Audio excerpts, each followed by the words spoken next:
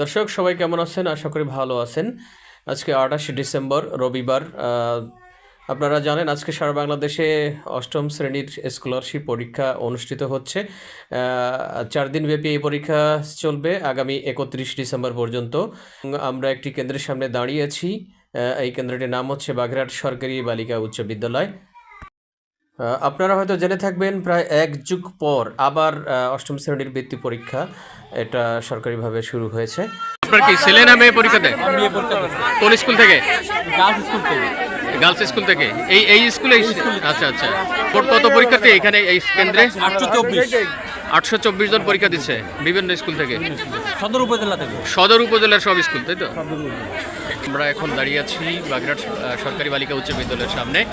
এখানে একটি পরীক্ষা কেন্দ্র রয়েছে। আপনারা জানেন অষ্টম শ্রেণীর বৃত্তি পরীক্ষা আজকে শুরু হলো এবং এখানে দেখতে পাচ্ছেন অনেক গার্ডিয়ান এখানে কিন্তু তাদের বাচ্চাদেরকে নেওয়ার জন্য দাঁড়িয়ে আছেন। আমরা সর্বশেষ তথ্য মতে আমাদের ৮২৪ জন পরীক্ষার্থী এখানে অংশগ্রহণ করছেন এবং তাদের সাথে প্রত্যেকের সাথেই কোনো না কোনো গার্ডিয়ান আছেন।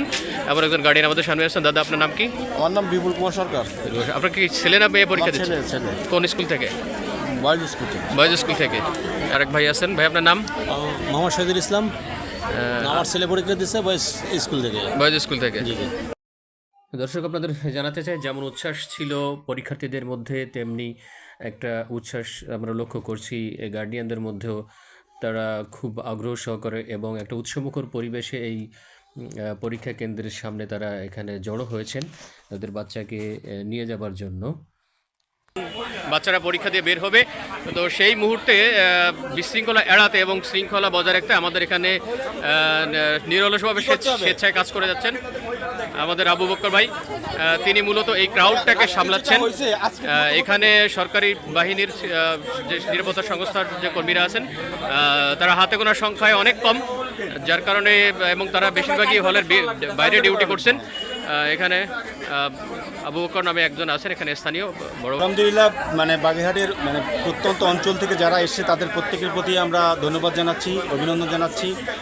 আমরা চাচ্ছি যে এইখানে এমনভাবে শৃঙ্খলাটা হোক যাতে করে প্রত্যেকটা অভিভাবক তার সন্তানকে শনাক্ত করে নিতে পারে।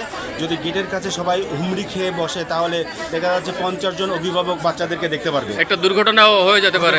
তার জন্য আমরা চাচ্ছি যে এটাকে আমরা এই পাশে কেউ নেই, আমরা সম্পূর্ণ একটা সাইডে সবাইকে দাঁড়ানো দেওয়া হয়েছে আজকের মতো। কিন্তু এখনো এখানে কোনো প্রকার বিশৃঙ্খলা না তৈরি হয়, হুড়োহুড়ি কেউ যেন আহত না হয় সেজন্য আমরা মূলত একটা প্রচেষ্টা